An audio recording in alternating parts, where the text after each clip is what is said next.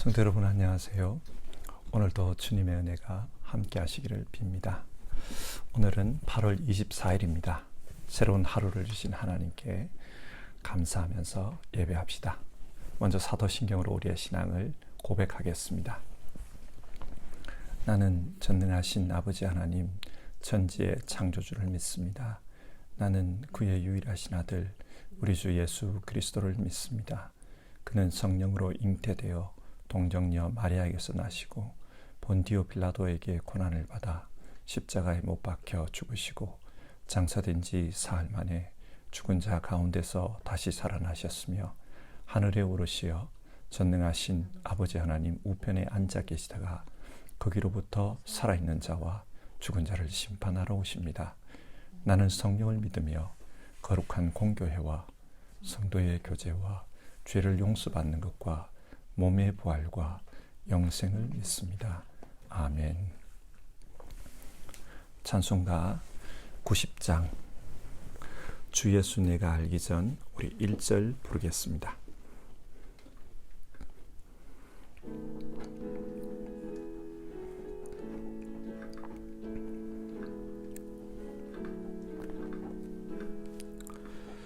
주 예수 내가 알기 전 날 먼저 사랑했네. 그 크신 사랑 나타나 내 영혼 거듭났네. 주 내 맘에 늘 계시고 나 주의 안에 있어 저 포도 비유 같으니 참 좋은 나의 친구. 아멘. 오늘 아침에 함께 살펴보실 성경 말씀은 마태복음 15장 29절에서 39절까지의 말씀입니다. 15장 29절에서 39절 주어진 말씀을 한 절씩 읽겠습니다. 예수께서 거기에서 떠나서 갈릴리 바닷가에 가셨다. 그리고 산에 올라가서 거기에 앉으셨다. 많은 무리가 걷지 못하는 사람과 지체를 잃은 사람과 눈먼 사람과 말 못하는 사람과 그 밖에 아픈 사람을 많이 데리고 예수께로 다가와서 그 발 앞에 놓았다. 그러자 예수께서는 그들을 고쳐주셨다. 그래서 무리는 말 못하는 사람이 말을 하고 지체 장애인이 성한 몸이 되고 걷지 못하는 사람이 걸어다니고 눈먼 사람이 보게 된 것을 보고 놀랐고 이스라엘의 하나님께 영광을 돌렸다. 그때 예수께서 제자들을 가까이 불러놓고 말씀하셨다. 저 무리가 나와 함께 있은 지가 벌써 사흘이나 되었는데 먹을 것이 없으니 가엾다. 그들을 굶주린 채로 돌려보내고 싶지 않다. 가다가 길에서 쓰러질지도 모른다. 제자들이 예수께 말하였다. 여기는 빈들인데 이 많은 무리를 배불리 먹일 만한 빵을 무슨 수로 구하겠습니까? 예수께서 그들에게 물으셨다. 너희에게 빵이 몇 개나 있느냐?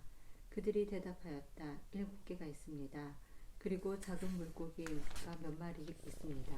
예수께서 무리에게 명하여 땅에 앉게 하시고 나서 빵 7개와 물고기를 들어서 감사 기도를 드리신 다음에 떼어서 제자들에게 주시니 제자들이 무리에게 나누어 주었다. 사람들이 모두 배불리 먹었다. 그리고 나서 남은 부스러기를 주어 모으니 7 광주리에 가득 찼다.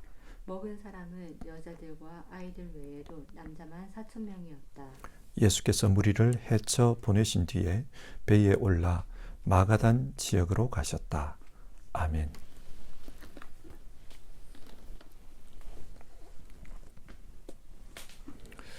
사도들이 복음서를 기록한 이유는 예수님이 누구신가, 예수님을 전해주기 위해서입니다. 우리는 복음서를 읽으며 이 질문을 항상 가지고 있어야 합니다. 예수님은 누구신가? 여러분, 예수님은 누구십니까?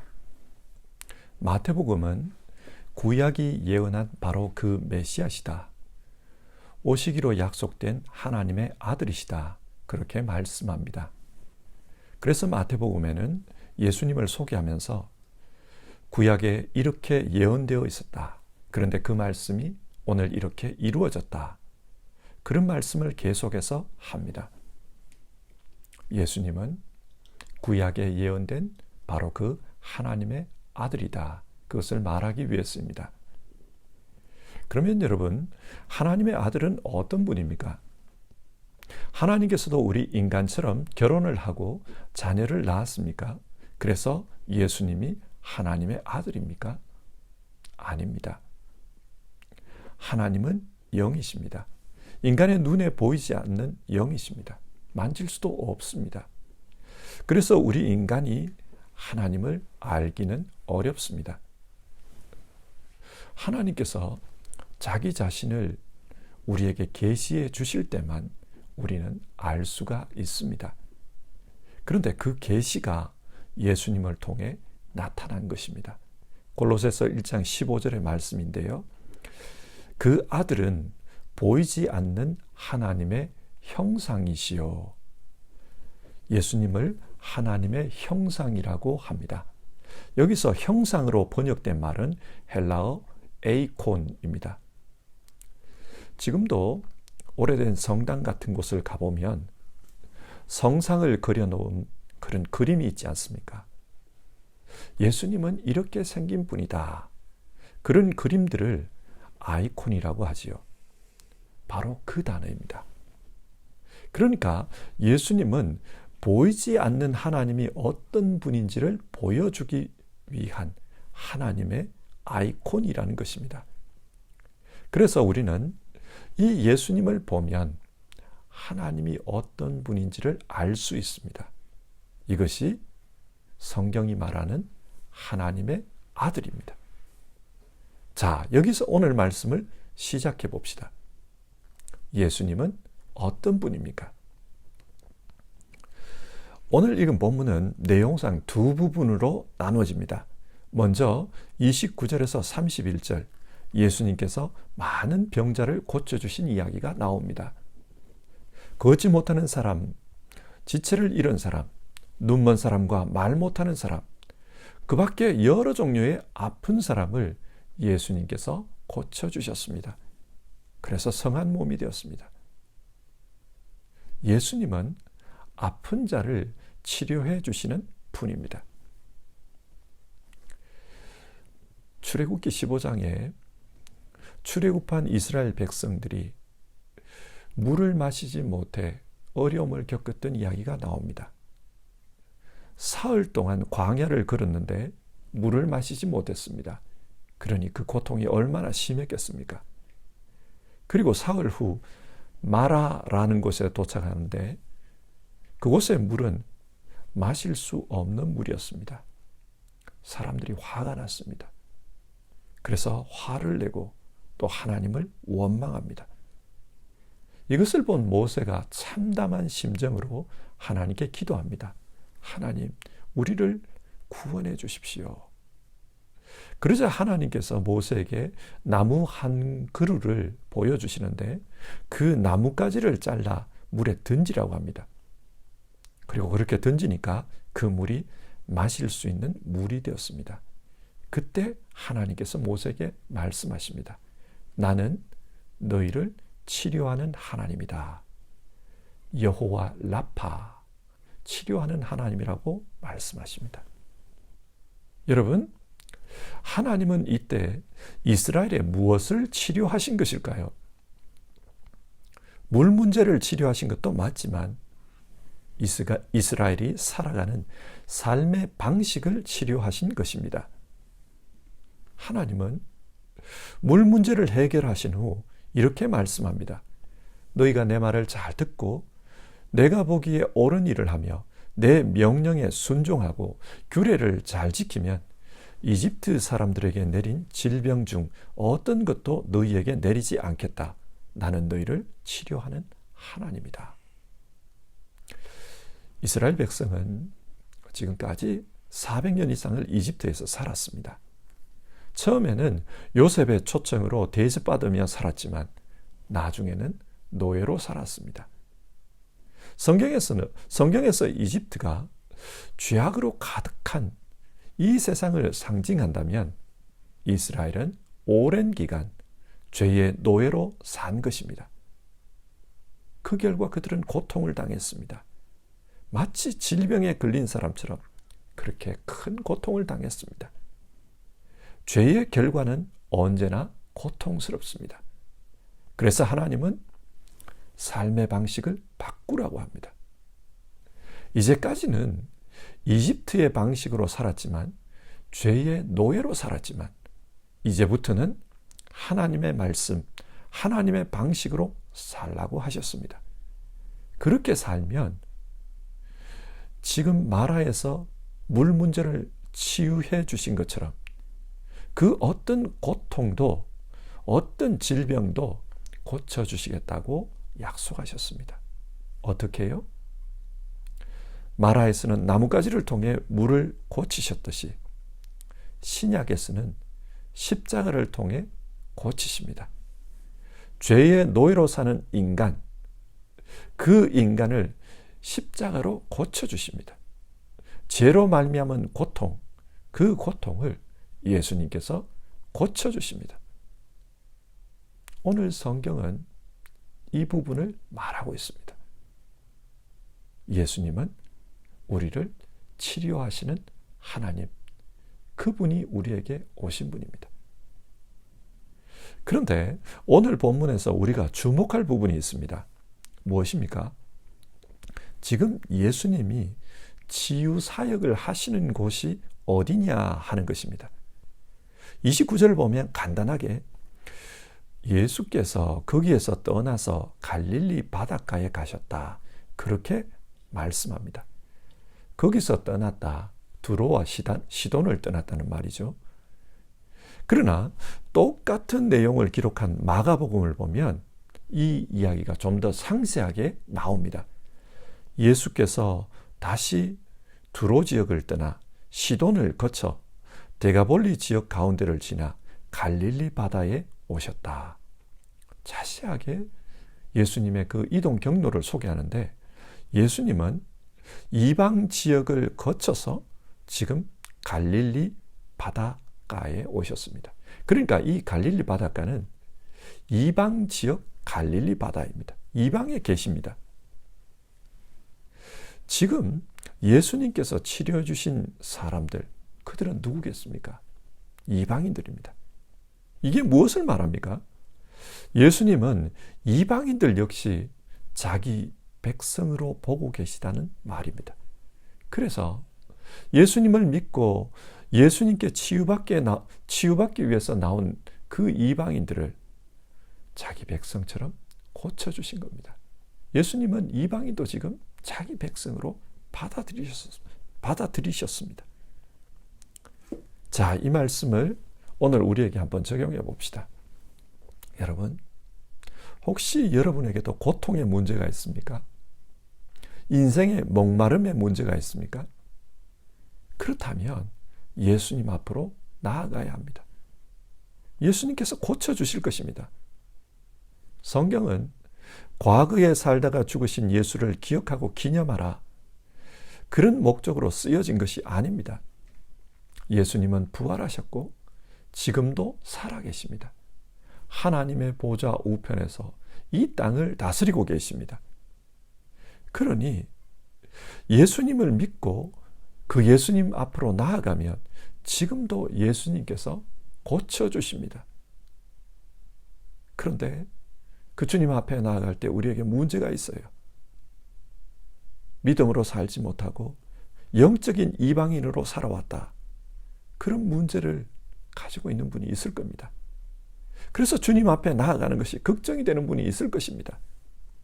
그러나 여러분, 예수님 앞으로 나아가서 그 십자가를 붙잡고 우리의 마음을 쏟아놓으면 주님께서 받아주십니다.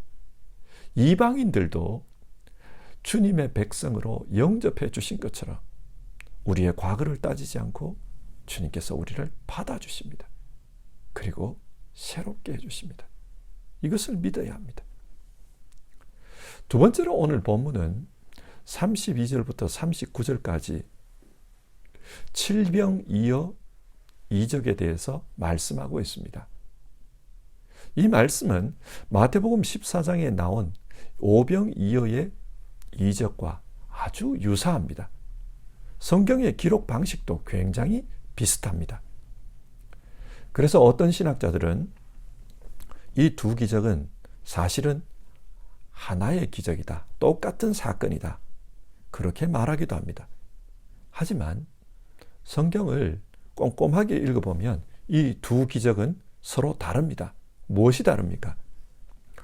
오병이어의 기적은 유대인들이 사는 곳에서 유대인들에게 행한 기적입니다.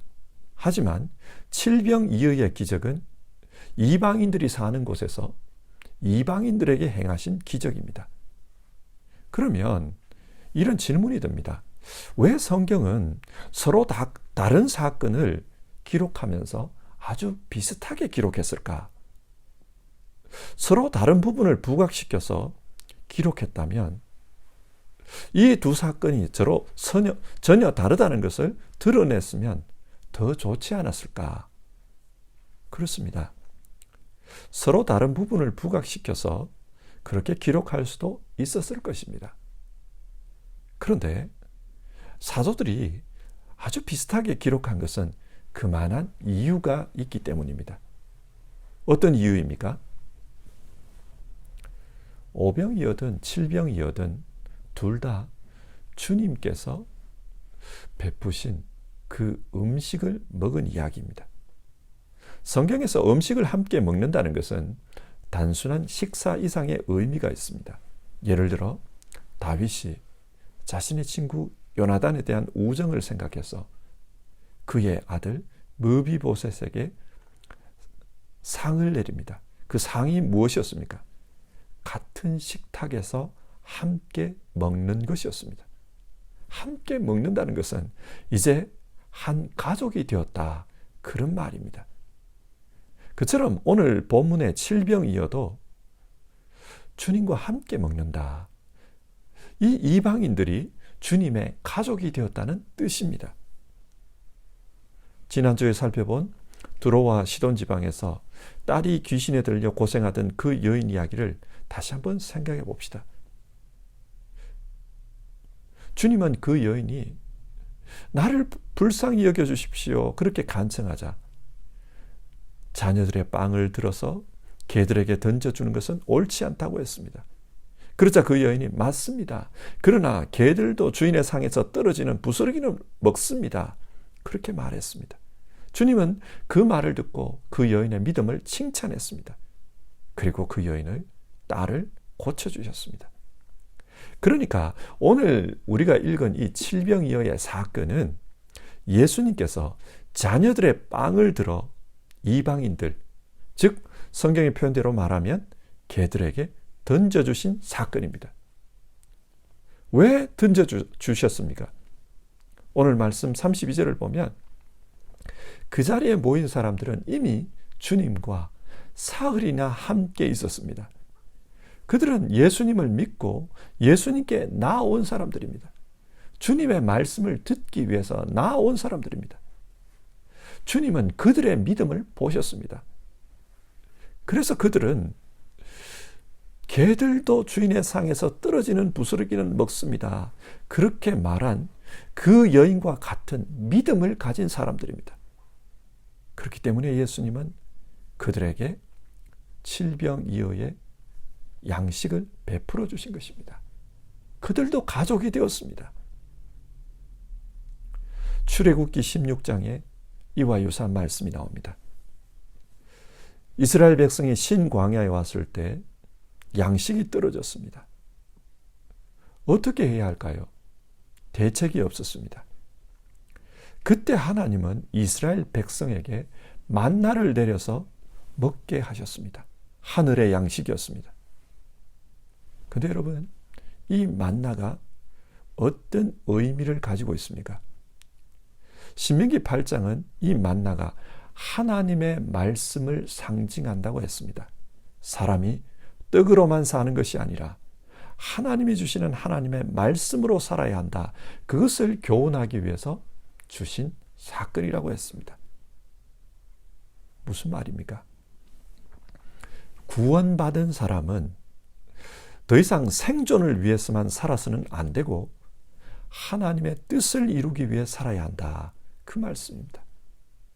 만나 사건은 생존을 위해서 사는 것이 아니라 하나님의 뜻을 이루기 위해서 살아야 한다. 그것을 가르쳐주는 사건입니다. 자, 그렇다면 하나님의 뜻이 무엇입니까? 요한복음 6장 예수님은 이 하늘 양식이 자신의 몸이라고 설명해 주셨습니다. 십자가에서 죽으심으로 우리에게 하늘 생명을 주시는 그 주님의 몸이 바로 만나요 하늘의 양식이라고 말씀하셨습니다. 자, 이 의미를 좀 더 곰곰이 생각해 봅시다.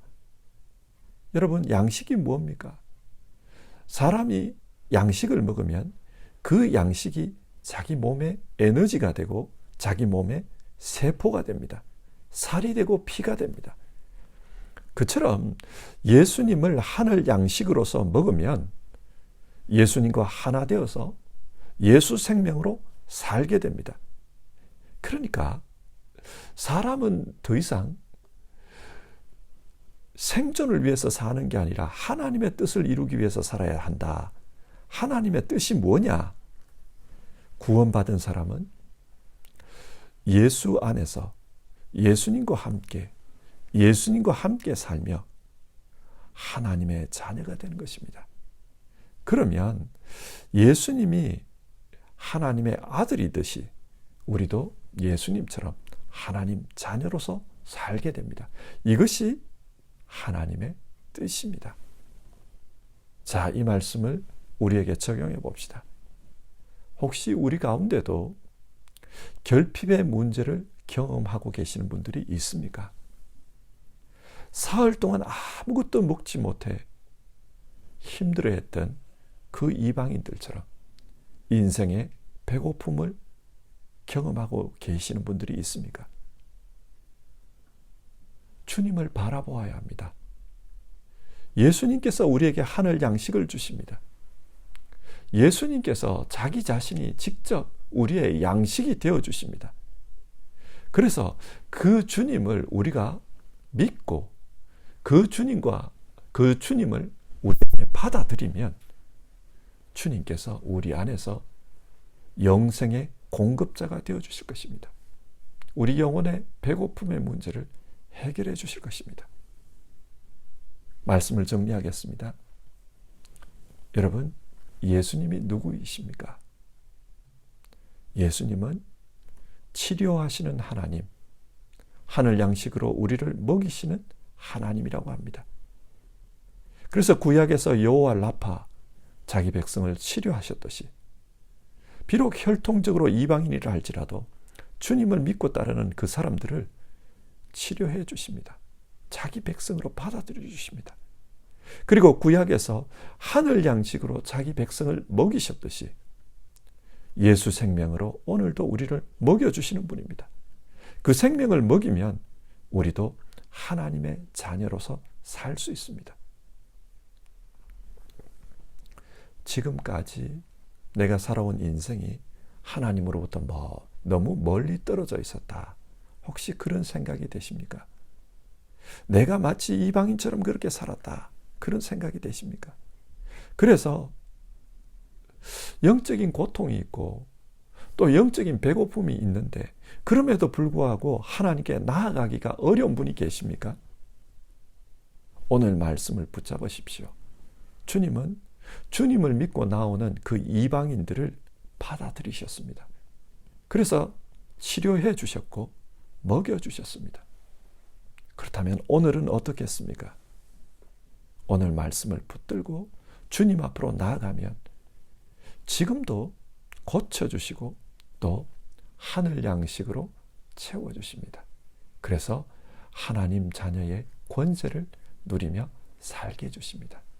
성도 여러분, 오늘 이 말씀을 생각하며 오늘 하루의 삶을 살아갑시다. 찬송하겠습니다. 539장 너 예수께 조용히 나가, 우리 1절 부르겠습니다.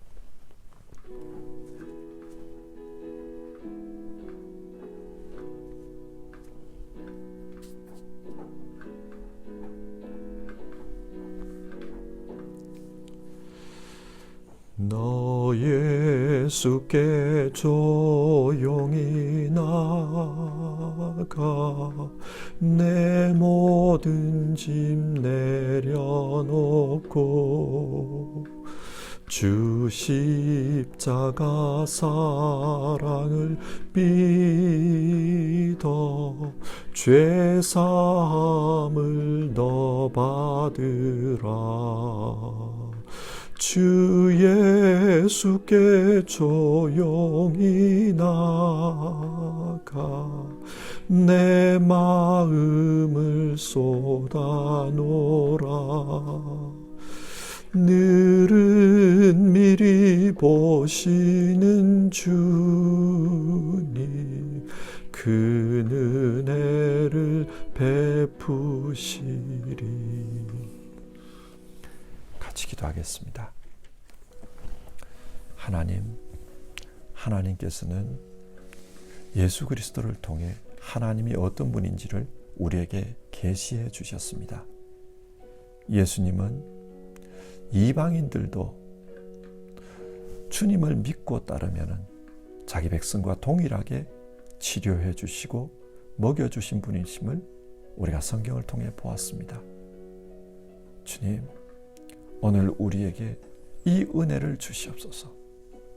믿음으로 주님 앞에 나아가는 우리에게 치료해 주시는 역사를 허락해 주시옵소서. 우리 인생의 연약함, 우리 인생의 고통을 치료해 주시옵소서. 뿐만 아니라 우리 인생의 결핍을 해결해 주시옵소서. 영의 양식으로, 하늘 양식으로 우리를 먹여 주시옵소서. 우리 같이 기도합시다.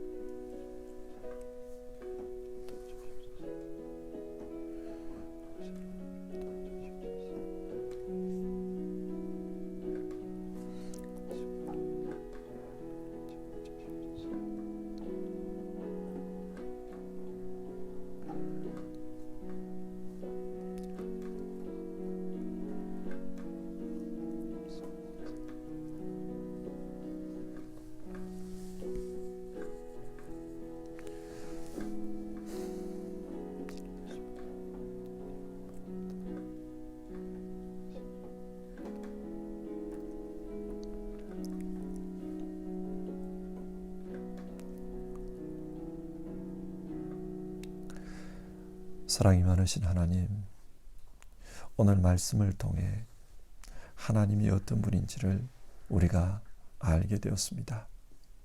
구약에서도 치료하시고 먹이셨던 그 하나님이 이 땅에 육신을 입고 우리 가운데 오셔서 또 먹이시고 치료하시는 모습을 우리가 읽었습니다.